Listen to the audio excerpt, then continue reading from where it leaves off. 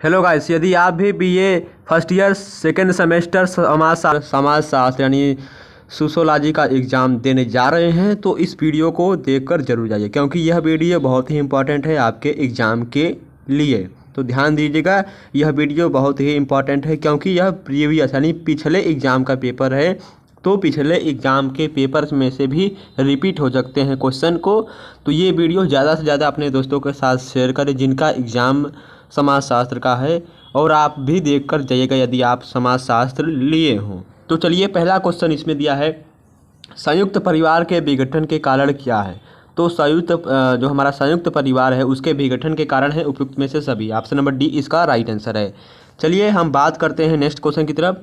तो इसमें हम क्वेश्चन का आंसर बताते चलेंगे, आप देखते रहिएगा और वीडियो को पूरा देखेंगे तभी आपको समझ में आएगा। निम्नलिखित में कौन निम्न वर्ग से संबंधित नहीं है। तो कौन नहीं है? पूंजीपति वर्ग, यह निम्न वर्ग से संबंधित नहीं है।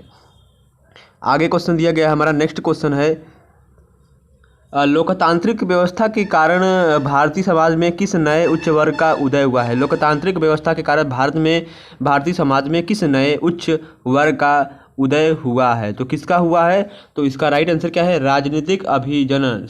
हमारे हिसाब से तो इसका राइट आंसर ऑप्शन डी है। यदि आपको ये आंसर गलत लगे तो आप अपना ओपिनियन यानी अपना उत्तर कमेंट बॉक्स में बता सकते हैं क्वेश्चन नंबर 3 का। चलिए बढ़ते हैं अगले क्वेश्चन की तरफ। वर्ण व्यवस्था में सबसे निचले पायदान पर किसे रखा गया है। वर्ण व्यवस्था में सबसे पहले निचले स्थान पर किसे रखा गया है। तो वैश्य को, शूद्र को, ब्राह्मण को, क्षत्रिय को। तो इसमें से कौन इसका राइट आंसर होगा? शूद्र को रखा गया है। ऑप्शन नंबर बी इसका राइट आंसर है। चलिए बढ़ते हैं अगले क्वेश्चन की तरफ।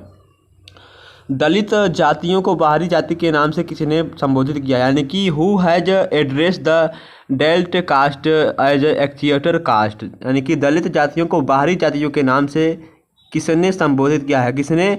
मजूमदार ने किया है। ऑप्शन नंबर ए इसका राइट आंसर है। तो गाइस, जो भी आपको उत्तर गलत लगे आप उसका सही आंसर कमेंट बॉक्स में बता सकते हैं। चलिए नेक्स्ट क्वेश्चन की तरफ बढ़ते हैं हम। प्रथम पिछड़ा वर्ग आयोग के अध्यक्ष कौन थे? प्रथम पिछड़ा वर्ग आयोग के अध्यक्ष काका कालेलकर हैं। ऑप्शन नंबर ए इसका राइट आंसर है। बीपी मंडल किस पिछड़ा वर्ग आयोग के अध्यक्ष हैं? बीपी मंडल द्वितीय पिछड़ा वर्ग आयोग के अध्यक्ष हैं। ऑप्शन नंबर बी इसका राइट आंसर है। चलिए बढ़ते हैं अगले क्वेश्चन की तरफ।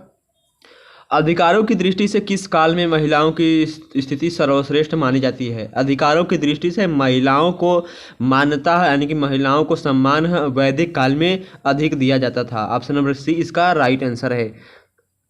तो नेक्स्ट क्वेश्चन हमारा क्या दिया गया है, घरेलू हिंसा से महिलाओं को संरक्षण अधिनियम कब पारित हुआ? घरेलू हिंसा से महिलाओं को संरक्षण यानी सुरक्षा अधिनियम कब पारित हुआ? वर्ष 2005 से। ऑप्शन नंबर क्या है? डी इसका राइट आंसर है। चलिए बढ़ते हैं अगले क्वेश्चन की तरफ।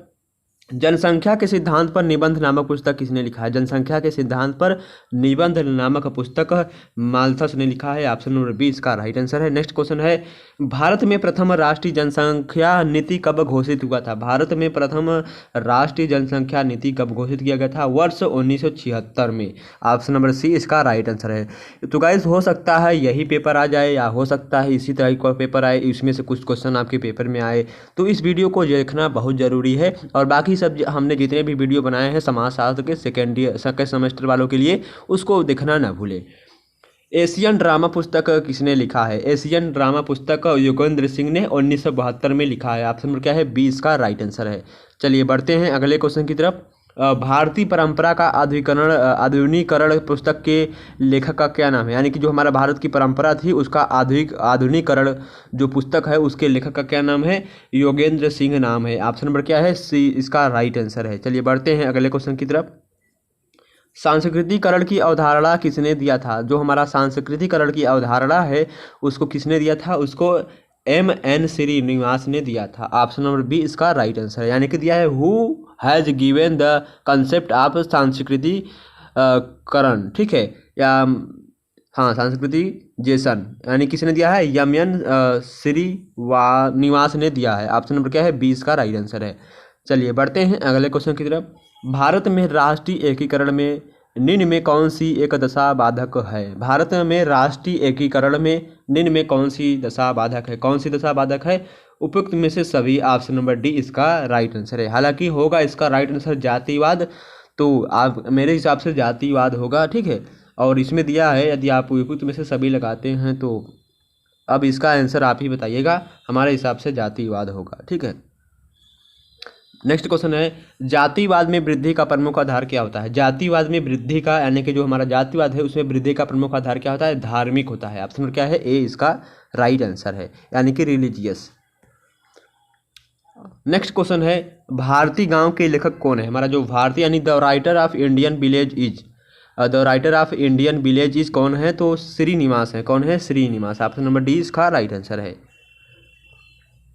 जो गांव नगर की बाहरी सीमा में लगे होते हैं उन्हें हम क्या कहते हैं? जो गांव और नगर की बाहरी सीमा में लगे बाहरी सीमा से लगे होते हैं, जुड़े होते हैं, उसे हम हेलमेट ग्राम कहते हैं। ऑप्शन नंबर बी इसका राइट आंसर है। चलिए बढ़ते हैं अगले क्वेश्चन की तरफ। कौन सा गांव की विशेषता नहीं है? तो परिवारवाद यह गांव की विशेषता नहीं है। ऑप्शन नंबर क्या है? बी इसका राइट आंसर है। चलिए बढ़ते हैं अगले क्वेश्चन की तरफ। 1991 से 2011 तक 1991 से 2011 तक भारत के किस नगर में जनसंख्या वृद्धि का प्रतिशत सर्वाधिक पाया गया? कोलकाता में सर्वाधिक पाया गया 1991 से 11 तक। जो भारत की नगर में जनसंख्या कहाँ थी? कोलकाता में सबसे अधिक थी। किसने कहा है कि नगर और ग्राम में केवल एक मात्रा का अंतर है? किसने कहा है? एससी दुबे ने। ऑप्शन नंबर ए इसका राइट आंसर है। ग्राम्य नगरीय समुदाय की अवधारणा किसने दिया था? ग्राम्य नगरीय समुदाय की अवधारणा जीएस घुरिये ने दिया था। ऑप्शन नंबर क्या दिया है? सी इसका राइट आंसर है। चलिए बढ़ते हैं अगले। हाँ दिया है, भारतीय संविधान में अब तक कितनी भाषाओं को मान्यता दी गई है? भारतीय संविधान में अब तक 22 भाषाओं को मान्यता दी गई है। चलिए बढ़ते हैं अगले क्वेश्चन की तरफ। हमारा नेक्स्ट क्वेश्चन दिया गया है, बहुत ही अच्छे क्वेश्चन हैं आपके एग्जाम में, तो वीडियो को देखना ना भूलें। यदि हमारे चैनल पर नए हैं तो चैनल को सब्सक्राइब करें और बेल आइकन का बटन दबाएं ताकि आने वाले वीडियो का नोटिफिकेशन आपको सबसे पहले मिले। तो आर्य समाज के संस्थापक कौन थे? तो आर्य समाज के संस्थापक दयानंद सरस्वती थे। ऑप्शन नंबर बी इसका राइट आंसर है। भारतीय समाज की विविधता के कारण इसे किस तरह का समाज कहा जाता है? भारतीय समाज की विविधता के कारण इसे किस तरह का समाज कहा जाता है? इसे आधुनिक समाज कहा जाता है। ऑप्शन नंबर सी इसका राइट आंसर, यानी मॉडर्न सोसाइटी। ब्रिटिश शासनकाल में भारत की एकता का आधार क्या था? ब्रिटिश जो हमारा यानी कि the basics of the unity of India during the British rule was, तो उसे क्या कहा जाता है? वेस्टर्न एजुकेशन, यानी कि पाश्चात्य शिक्षा। ऑप्शन नंबर सी इसका राइट आंसर है। चलिए बढ़ते हैं अगले क्वेश्चन की तरफ। 19वीं शताब्दी में बंगाल में समाज सुधारक आंदोलन किसने प्रारंभ किया था? 19वीं शताब्दी में बंगाल में समाज सुधारक राजा राम मोहन राय ने किया था। ऑप्शन नंबर ए इसका राइट आंसर है। भारत विद्याशास्त्रीय उपागम के आधार पर भारतीय परंपरा का अध्ययन करने पर किसने बल दिया था? राधा कमल मुखर्जी ने बल दिया था। ऑप्शन नंबर ए इसका राइट आंसर है। जाति वर्ग यह है, नेक्स्ट क्वेश्चन है 29। जाति तथा वर्ग का अध्ययन भारत विद्याशास्त्रीय उपागम के आधार पर किसने किया था? जीएस घुरिये ने किया था। और बल किसने दिया था? राधा कमल मुखर्जी ने। ऑप्शन नंबर ए इसका राइट आंसर है। नेक्स्ट दिया गया है, भारत में हिंदी के बाद किस भाषा को बोलने वालों की संख्या सबसे अधिक थी? बांग्ला। ऑप्शन नंबर ए इसका राइट आंसर है। The myth of caste system पुस्तक के लेखक कौन है? The myth of caste system पुस्तक के लेखक MN श्रीनिवास है। ऑप्शन नंबर ए इसका राइट आंसर है। भारत की राष्ट्र भाषा क्या है? हिंदी है। क्या है? Hindi. The national language of India is Hindi. तो जिन लोगों को अभी तक नहीं पता होगा तो इस वीडियो में पता हो जाएगा। हमारा भारत की जो राष्ट्रभाषा है वो हिंदी है। तो बहुत से लोग अभी नहीं जानते हैं। मुस्लिमों में किस जाति की परिस्थिति सर्वोच्च थी? यानी मुस्लिमों में किस जाति को सबसे उच्च माना जाता था? पठान को सबसे उच्च माना जाता था। ऑप्शन नंबर क्या है? ए इसका राइट आंसर है। भारत के राज्यों में विभाजन का प्रमुख आधार क्या था? भारत के राज्यों में विभाजन का प्रमुख आधार लैंग्वेज था, यानी कि क्या है? भाषा। आगे क्वेश्चन, क्षेत्रीय असमानता की समस्या प्रमुखतया संबंधित है। क्षेत्रीय असमानता की समस्या प्रमुखतया संबंधित है। किससे संबंधित है? जनजातीय समाज से संबंधित है। ऑप्शन नंबर डी इसका राइट आंसर है। निम्नांकित में से किस धर्म के अनुयायियों की संख्या भारत में सबसे कम है? निम्नांकित में से किस धर्म के अनुयायियों की संख्या भारत में सबसे कम है? इस्लाम धर्म की। ऑप्शन नंबर क्या है? बी इसका राइट आंसर है। चलिए बढ़ते हैं अगले क्वेश्चन की तरफ।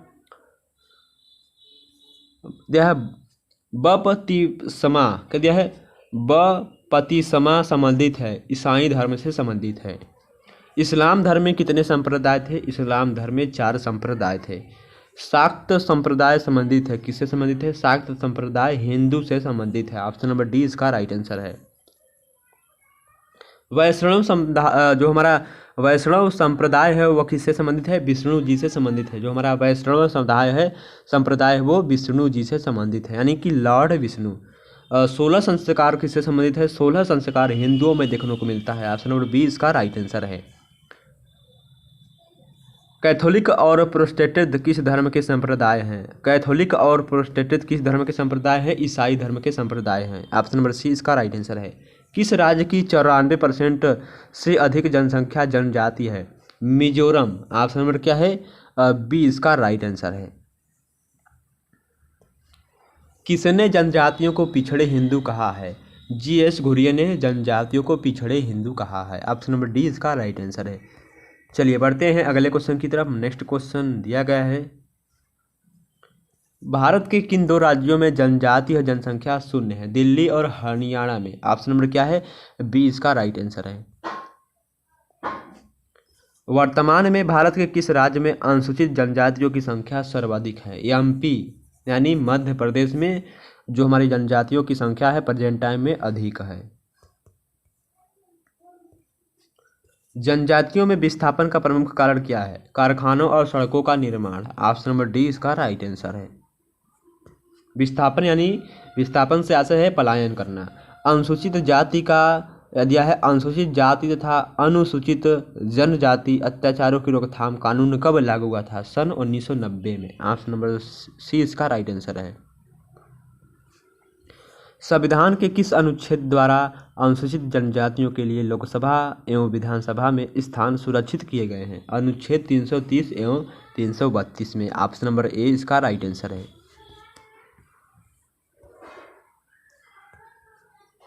वैरियर एल्विन ने राष्ट्रीय उपवन शब्द का उपयोग किस पुनरुद्धार हेतु किया था? धर्म के पुनरुद्धार हेतु किया था। ऑप्शन नंबर सी इसका राइट आंसर है। जी.एस. घुरिये ने जाति की कितनी विशेषताओं का उल्लेख किया है? 6 विशेषताओं का उल्लेख किया है। जाति एक बंद वर्ग है, यह कथन किसने दिया है? जाति एक बंद वर्ग है, यह कथन मजूमदार तथा मदान ने दिया है। ऑप्शन नंबर सी इसका राइट आंसर है। चलिए बढ़ते हैं अगले क्वेश्चन की तरफ। कौन सी विशेषता जाति व्यवस्था से संबंधित नहीं है? अंतर विवाह। ऑप्शन नंबर ए इसका राइट आंसर है। प्रभु जाति की अवधारणा को किसने प्रस्तुत किया है? प्रभु जाति की अवधारणा को एन श्रीनिवास ने प्रस्तुत किया है। जाति की उत्पत्ति के व्यावसायिक सिद्धांत के प्रतिपादक कौन है? यानी जाति के उत्पत्ति के व्यावसायिक सिद्धांत के प्रतिपादक यानी कि लेखक कौन है?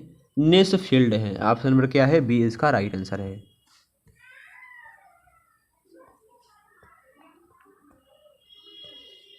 जाति की उत्पत्ति के धार्मिक सिद्धांत से कौन संबंधित है? होकार्ट तथा सेनार्ट। ऑप्शन नंबर ए इसका राइट आंसर है। दिया है होमो हाइरार्किस पुस्तक लिखा है, किसने लिखा है? होमो हाइरार्किस पुस्तक लुई ड्यूमा ने लिखा है। ऑप्शन नंबर सी इसका राइट आंसर है। कास्ट इन इंडिया पुस्तक के लेखक कौन है? हट्टन है। ऑप्शन नंबर ए इसका राइट आंसर है। कौन सी विकृति जाति व्यवस्था से संबंधित है? ये सभी। ऑप्शन नंबर डी इसका राइट आंसर है। भारतीय संविधान के किस अनुच्छेद के द्वारा अस्पृश्यता का उन्मूलन किया गया है? अनुच्छेद 17 में। ऑप्शन नंबर बी इसका राइट आंसर है। हिंदू विवाह एक प्रकार का धार्मिक संस्कार है। ऑप्शन नंबर ए इसका राइट आंसर है। हिंदू विवाह का एक परंपरागत स्वरूप क्या है? उपयुक्त में से कोई नहीं। ऑप्शन नंबर डी इसका राइट आंसर है।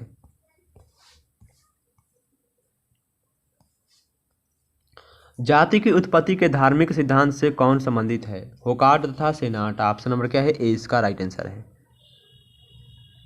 तो शायद ये क्वेश्चन रिपीट हो गया है। होमो हाइकराकिस पुस्तक किसने लिखा है? लुई ड्यूमा ने। ऑप्शन नंबर सी इसका राइट आंसर है। कास्ट इंडिया पुस्तक के लेखक कौन है? हट्टन है। नेक्स्ट क्वेश्चन है, मुसलमानों में परंपरागत स्थायी विवाह का नाम क्या है? मुत्ताह विवाह। ऑप्शन नंबर सी इसका राइट आंसर, यानी परंपरागत विवाह, अस्थायी। सेवा विवाह संबंधित है, किससे संबंधित है? सेवा विवाह मुसलमानों से संबंधित है। ऑप्शन नंबर बी इसका राइट आंसर है। हिंदू विवाह के कितने प्रकार हैं? हिंदू विवाह के 8 प्रकार हैं। ऑप्शन नंबर बी इसका राइट आंसर है। क्रय विवाह संबंधित है, जनजातियों से क्रय विवाह संबंधित है। ऑप्शन नंबर ए इसका राइट आंसर है।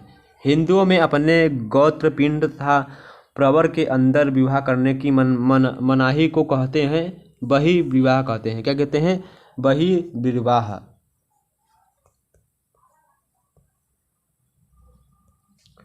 हिंदू विवाह अधिनियम कब पारित हुआ था? सन 1955 में। ऑप्शन नंबर सी इसका राइट आंसर है। ईसाई विवाह के लिए किस चर्च को अधिक महत्व दिया गया? कैथोलिक चर्च को अधिक महत्व दिया। ऑप्शन नंबर ए इसका राइट आंसर है। चलिए नेक्स्ट क्वेश्चन क्या है, जो गौतम बुद्ध के बचपन का क्या नाम था? सिद्धार्थ गौतम नाम था। ऑप्शन नंबर सी इसका राइट आंसर है। धर्म अर्थ काम और मोक्ष को क्या कहते हैं? पुरुषार्थ कहते हैं। ऑप्शन नंबर डी इसका राइट आंसर है। अष्टांगिक मार्ग किससे संबंधित है?